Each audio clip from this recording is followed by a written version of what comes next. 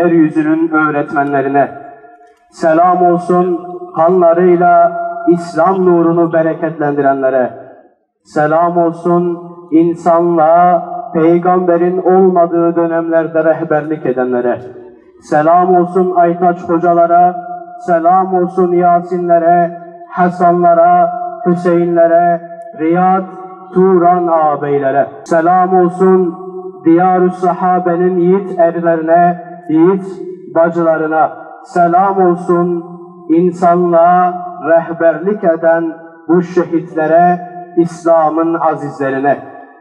Değerli misafirlerim, sizlerin de malumu olduğu üzere bugün Şehit Aytaç Baran ağabeyi ve Kurban Bayramı'nda kurban olan 6-8 Ekim şehitlerini anmak için burada toplandık. Programımız Kur'an-ı Kerim tilavetiyle başlayacak.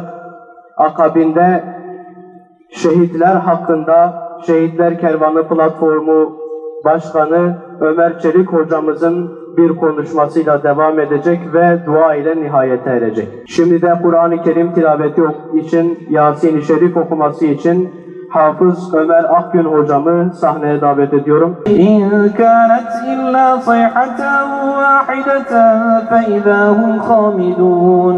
Ya hasreten alel ibâd mâ ye'tîhim min rasûlin illâ kânû bihi yestehzi'ûn. Şeynâhum fehum lâ yubsirûn ve sevâ'un alûn. إنما تنذر من اتبع الذكر نحيي الموتى ونكتب ما قدموا وآثارهم وإليه ترجعون أأتخذ من دونه مبين إني آمنت بربكم وما أنزلنا على قومه من بعده يا حسرة على العباد ما يأتيهم والشمس تجري لمستقر لها ذلك تقدير ذريتهم في الفلك المشحون وخلقنا لهم منكم الله قال الذين كفروا للذين آمنوا سلام قولا من رب رحيم وامتازوا هذا صراط مستقيم ولقد أضلني ولهم فيها منافع ومشارب أفلا يشكرون فلا يحزنك قولهم إنا نعلم وضرب لنا مثلا ونسي خلقه قال من يحيي العظام وهي رميم قل يحييها الذي أنشأها أول مرة وهو بكل خلق عليم الذي جعل لكم من الشجر الأخضر نارا فإذا أنتم منه توقدون أوليس الذي خلق السماوات والأرض بقادر على أن يخلق مثلهم بلى وهو الخلاق العليم إنما أمره إذا أراد شيئا أن يقول له كن فيكون فسبحان الذي بيده ملكوت كل شيء وإليه ترجعون صدق الله العظيم سبحان ربك رب العزة عما يصفون وسلام على المرسلين والحمد لله رب العالمين الفاتحة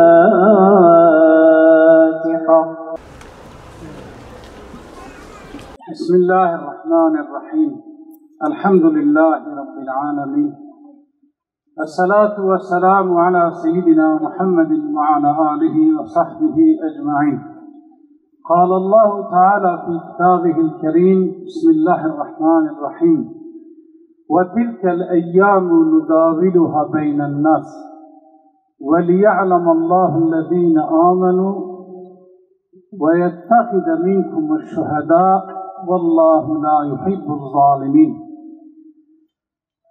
Değerli kardeşlerim, bacılarım, hepinizin malumudur ki İslam'da yüce kitabımız Kur'an'ın değer verdiği, İslam'ın değer verdiği en yüce mertebelerden bir tanesi de şehitliktir. Rabbi Zülcelal okuduğum ayet-i kerimede Allah bu günleri insanlar arasında döndürür durur. Bazen Müslümanlar galip gelir, bazen ehli küfür gelir. Niçin böyle yapıyor Cenab-ı Allah Celle Celaluhu? وَلِيَعْلَمَ اللّٰهُ الَّذ۪ينَ آمَنُوا Allah içinizden iman edenleri ayırt etsin. Ben Müslümanım, ben müminim demenin bir bedeli vardır. Bir ispatı vardır.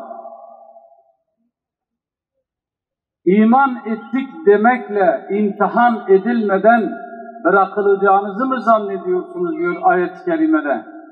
Sizden önceki ümmetlerin başına gelen bela ve musibetler sizin başınıza gelmeden cennete gireceğinizi mi zannediyorsunuz buyuruyor. Andolsun sizi korku ile, açlıkla, yoksullukla, canlardan ve mallardan eksiltmekle imtihan edeceğiz. وَبَشِّرِ الصَّابِرِينَ Sabredenleri müjdele buyuruyor Cenab-ı Allah Celle Celaluhu. İşte biz şu anda bu imtihan sahasındayız, imtihan dünyasındayız. Rabbi Zülcelal hangimizin gerçek mümin olduğunu ortaya çıkarmak için bizi imtihan ediyor, bizi sınıyor. Bir diğer sebep ne? وَلِيَتَّخِذَ مِنْكُمُ الشُّهَدَاءَ Allah içinizden şehitler edinsin diye. Biz bu ayet-i kerime ile anlıyoruz ki Rabbi Zülcelal ilk insan ve peygamber Hazreti Adem'den günümüzden de kıyamete dek şehitlik kapısının kapanmasını istemiyor. Şehitlik kapısının devamlı açık olması lazım. Neden? Ne zaman? Bakın, tarih bilgisi olanlar zihninde kurcalasın. Tarihin geçmiş sayfalarına bir bakalım. Hangi dönemde, hangi devirde Müslümanlar gaflete dalmışsa, dünyaya dalmışsa, dünya zevklerine dalmışsa, amaç ve gaye dünya olmuşsa, fazla yaşamak, uzun yaşamak olmuşsa, tûl-i emel girdabı içerisinde boğulmuşlarsa, o dönem İslam toplumu ehli küfrün ayakları altında ezilmiş ve zillet elbisesi giymiştir. Ama bir kısım yiğit insanlar çıkmış, ahdine sadık insanlar çıkmış, Allah'a verdiği sözde asla dönmeyen insanlar çıkmış ve onlar mübarek canlarını, kanlarını İslam davası uğrunda akıtıp kendilerini feda etmişlerdir. Ne zaman bu davanın şehitleri olmuşsa, bu dava şehit vermişse, uyuyan insanlar uyanmış, gaflete giren insanlar gaflet uykusundan uyanmış, dünya metaının peşinden giden, dünya ticaretinin peşinden giden insanlar dünyanın gelip geçici bir yurt olduğunu anlamışlar. Gerçek yurdun Allah katında olduğunu anlamışlar o mübarek insanların kanıyla. Ne zaman bu dava şehitler vermiş, Rabbi Zülcelal Müslümanlara yardımını göndermiş. Bakınız Bedir Savaşı'nda bile hak ile batılın ayırt edildiği o Furkan Savaşı'nda bile ki Peygamber Efendimiz Aleyhisselatu Vesselam mübarek elleri şişinceye kadar ellerini kaldırıp Allah'a dua ediyordu. Ama ne zaman ilk şehidin kanı toprağa damladı, Rabbi Zülcelal nişanlı meleklerini yardıma gönderdi. İn tensurullâhe yensurkum ve yusebbit akdâmekum. Bu bir kaide-i Kur'aniyedir. Siz Allah'a yardım ederseniz Allah da size yardım eder. Değerli kardeşlerim, bu makam öyle yüce bir makamdır ki peygamberler bile ona gıpta etmişler. Peygamberlerin yarenleri bile ona gıpta etmişler. Bu dava zor bir davadır arkadaşlar. Hiçbirimiz güllük gülistanlık bir hayat beklemeyelim. Hayal kurmayalım. Eğer peygamberler bu dünyada rahat etmemişse, onlara inanan ilk nesil rahat etmemişse, ömürlerini mücahedeyle, at sırtında ve yaya olarak geçirmişlerse, bizi bekleyen akibet de budur. Bakınız Rabbi Zülcelal ayet-i kerimede buyuruyor. Nice peygamberler var ki, onunla beraber olan Rabbani alimler, seydalar, Allah yolunda savaştılar, mücadele ettiler, ne bıktılar, ne bıkkınlık gösterdiler, ne korktular, ne de yerinde saydılar. Onların sözü sadece şu idi: ey Rabbimiz, günahlarımızı bağışla, işlerimizdeki aşırılıkları gider diye dua ederlerdi. Şehitlik bu davanın kanıdır, motorudur. Şöyle bir baktığımız zaman gerçekten de bir davada şehitlerin sayısı fazlaysa, şehadete aşık gençlerin sayısı fazlaysa, o dava asla yere düşmemiş. Çok ağır ve çetin imtihanlardan geçilmiş ama asla yere düşmemiş. Zaten bizim için de önemli olan bu değil mi? وَمَنْ زُهْزِهَ عَنِ النَّارِ وَاُدْخِلَ الْجَنَّةَ فَقَدْ فَازَ. Her kim cehennemden kurtulup cennete girmeye hak kazanmışsa, işte gerçek kurtuluş budur. Bizim yaşantımız, bizim ibadetlerimiz, bizim ölümümüz, işlerimiz tamamıyla Allah'ın rızasını kazanmak ve onun cehenneminden kurtulmak için değil midir? Bunun için bedel ödüyoruz. Şehitler var oldukça bu dava kıyamete kadar payidar olacak. Bakınız, İsrail ve işbirlikçileri İngiltere, Şeyh İzzeddin Kassam'ı şehit ettiler. Onlara göre bir davanın liderini öldürdün mü, bir davanın liderini yok ettin mi, o davayı bitirirsin. Batıl davalarda öyledir. Batıl davalar için bu böyledir. Çünkü o davaların temeli dünyada uzun yaşama üzerine kurulmuş. Şu kısacık ömrümüzde geriye dönüp baktığımızda birçok hareket gördük, birçok örgüt gördük, birçok grup ve yapı gördük. Sosyalizm adına, özgür demokrasi adına, komünizm adına ortaya çıkıp zoru gördüklerinde, dünyayı gördüklerinde kapitalizme, emperyalizme ve karşı çıktıkları o insanlara nasıl evrildiğini gördük. Çünkü onların gayesi dünyadır. Onların gayesi dünyada yaşamaktır. Bunu en yakın ve canlı olarak şu an içinde bulunduğumuz zaman diliminde de yaşıyoruz. 40 yıla yakın bir mücadele, bir savaş, binlerce insanın ölümü, neticede gelinen nokta sıfır. Hiçbir şey yok. Nasıl da evrildiler, nasıl da kıbleleri değişti. Fakat bu kaide Müslümanlar için değildir. Şeyh İzzettin Kassam'ı şehit ettikten sonra bakın onun mübarek kanıyla Hamas doğdu. Şeyh Ahmet Yasin doğdu. Yahya Sinvar doğdu. İsmail Haniye doğdu. Ve buna benzer onlarca yiğit, kahraman doğdu. Küfür zannediyor ki o kahramanları öldürdükçe bu dava bitecek.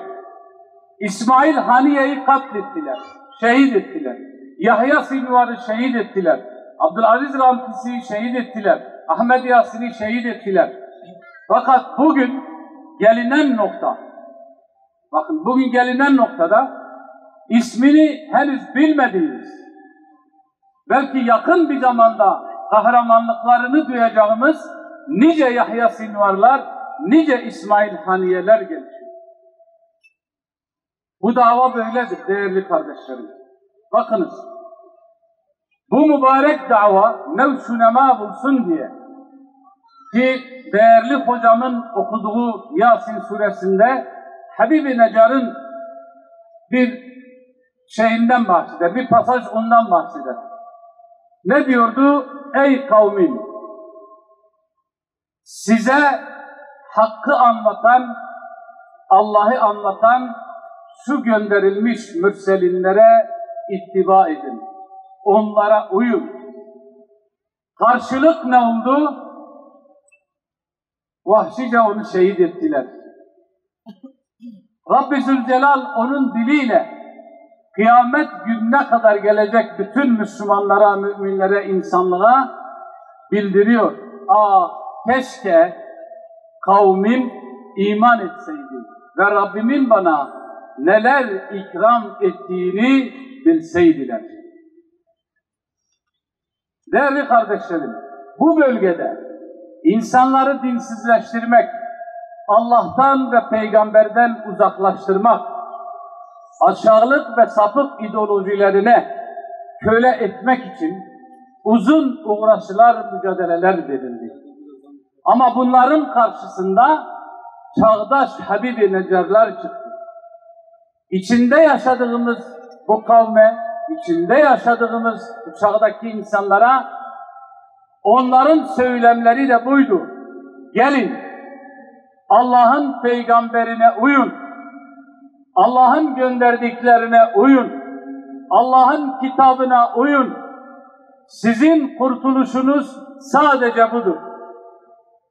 Habib-i Necar'ı katlettikleri gibi 90'lı yıllarda nice Habib-i Necar gençlerimizi katlettiler, şehit ettiler.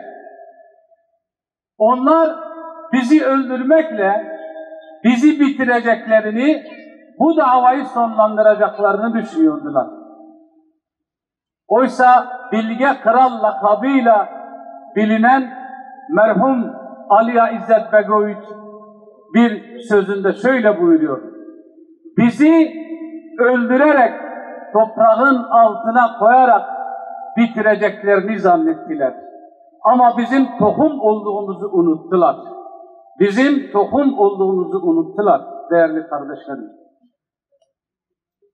90'lı yıllarda Habib-i Necar'ın misyonunu yüklenen o değerli kardeşlerimiz, canını, kanını biz bugünleri görelim diye, bu davada gevşeklik göstermeyelim diye feda eden o kardeşlerimizin kanının ve canının bereketini biz bugün görüyoruz. Bugün şu küre-i arzda ehli küfre karşı, ehli salibe karşı, İsrail'e, İngiltere ve dünya müstekbirlerine karşı mücadele edecek, onların saltanatlarına son verecek hiçbir ideoloji, hiçbir fikir kalmamıştır.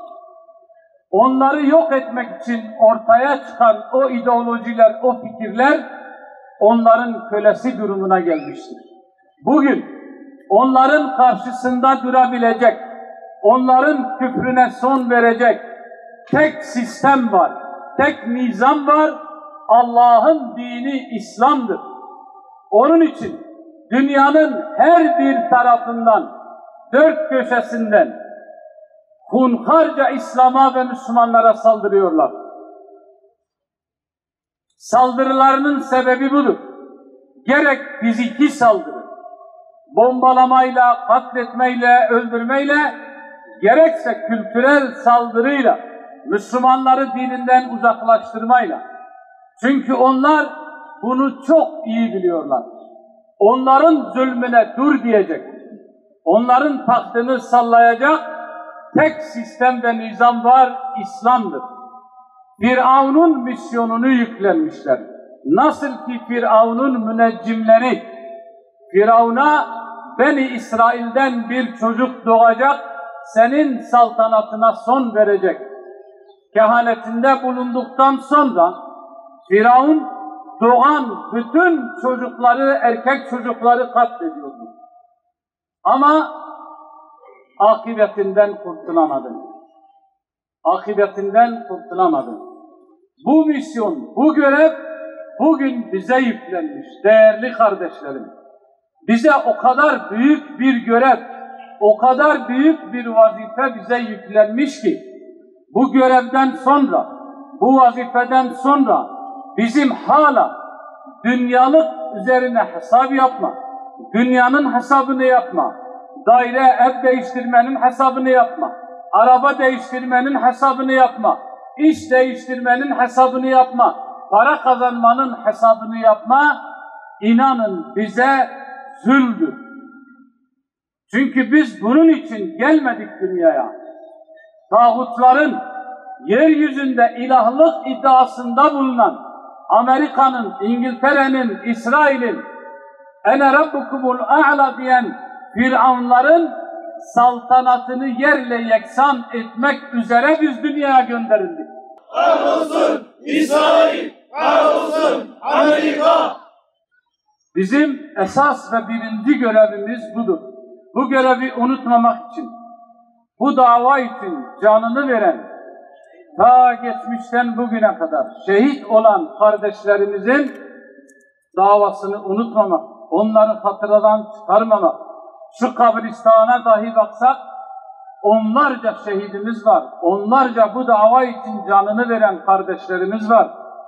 Onların kabirlerini ziyaret etmek, onların kabirlerinin başında bilinmek gibi bir görevimiz var değerli kardeşlerim. Bu davanın tabiatı böyledir. Üstad Seyyid Kutub Hazretlerinin buyurduğu gibi. Bu davanın tabiatı budur. Ebu Zer-i Gıffari'ye çölde rastlayan bir grup, içlerinden bir kadın Hazreti Ebu Zer-i Gıffari'ye tabiri caizse vuruluyor. Onunla evlenmek istiyor. Babasını, kardeşlerini gönderiyor. Kardeşleri soruyor Hazreti Ebu Zer'e, siz kimlerdensiniz diyor. Siz kimlerdensiniz? Hazreti Ebu Zer'in cevabı ne biliyorsunuz kardeşlerim, bacılarım? Biz diyor bela ve musibet oğullarındanız. Biz bela ve musibet oğullarındanız diyor. Bizim başımızdan bela ve musibet eksik olmaz. Bela ve musibetlerimizle yaşamayı öğrenmek zorundayız. Bela ve musibetlerimizle yaşamak zorundayız. Ya bu dünyada bela ve musibetlerle baş ederiz, sabrederiz, imanla bu dünyadan göçeriz, ya da belanın en büyüğü, musibetin en büyüğü kıyamette başımıza gelir. Rabbi Zülcelal bizleri şehitlerin yolundan, şehitlerin mirasından, davasından alıkoymasın inşallah. Allahümme Rabbena lekel hamdü kema yenbagî li celâli vecihike ve azîmi sultânik. Allah'ın saltanatının azameti, vecihinin celali kadar sana hamdolsun. Saltanatının azameti, vecihinin celali kadar Efendimiz Hazreti Muhammed Mustafa'ya ve ehli beytine salat ve selam olsun.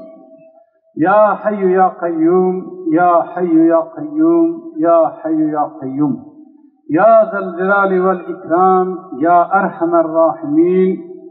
İlahi Ya Rabbi Hayy ve Kayyum isimlerinin hürmetine, her şeyi kapsayan rahmetinin hürmetine, bizleri ve vefat eden kardeşlerimizi bağışla. Ya Rabbi, şu kabristanda bulunan şehitlerimizi bağışla. Makamlarını âli eyle. Ve bu kabristanda yatan bütün mümin ve mümine kardeşlerimizi affeyle. Çünkü sen merhamet edenlerin en merhametlisisin. İlahi ya Rabbi, bizlere imanı serdir. Onu kalbimizin süsü eyle. Her türlü küfrü, fısk-ı fucuru ve isyanı ise bize kötü göster ve bizi doğru yolu bulanlardan eyle. İlahi ya Rabbi, ayaklarımızı sırat-ı müstakim yoluna ilet ve o yolda sabit kıl. Canımızı bu dünyadan ancak iman ve şehadetle çıkar. Ey merhamet edenlerin en merhametlisi, ey koruyanların en koruyanı, ey yardım edenlerin en hayırlısı, Hay ve Kayyum isimlerinin hürmetine, Ya Rabbi Gazze'nin ve Yemen'in kahramanlarına yardım eyle. Amin. Ya Rabbi ayaklarını sabit kadem kıl. Ya Rabbi onlara yardımının zırhını kuşandır. Ya Rabbi onları galip ve muzaffer eyle. Bütün hainlere rağmen, bütün münafıklara rağmen Ya Rabbi sen onlara yardım et. Muhakkak ki senin yardım ettiğine mağlubiyet yok. Senin galip kıldığını kimse mağlup edemez ya Rabbi. İlahi ya Rabbi, cami ismi şerifinin hürmetine, dağılmış, paramparça olmuş İslam ümmetini bir araya getir. Ya Rabbi bizlere birlik ve beraberlik nasip eyle. Ya Rabbi bizlere birlik ve beraberlik nasip eyle. Ya Rabbi içimizdeki İslam ümmetine bela olmuş, hain ve satılmış liderleri Kahhar isminle kahru perişan eyle. Onların yerine cesur, dirayetli, salih önder ve imamlar bizlere nasip eyle ya Rabbi. Amin. Velhamdülillahi Rabbil alemin. El Fatiha.